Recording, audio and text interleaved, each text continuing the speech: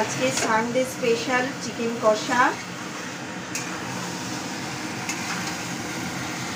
চিকেনটা তৈরি হচ্ছে, এখন মশলা দিয়ে সেটাকে খুব করে কষানো হচ্ছে।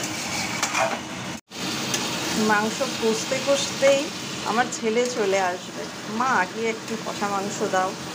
ছেলে কেন, আমরাও ভীষণ ভালোবাসি, ছেলের সাথে আমরাও এক টুকরো করে নিয়ে নিই কষা মাংস, দারুণ টেস্ট লাগে।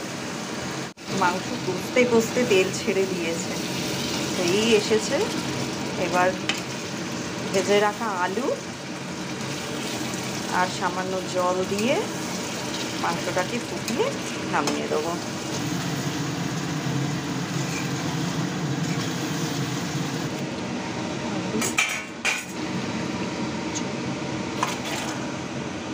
একটু দেখে বলো তো কেমন হয়েছে রান্নাটা।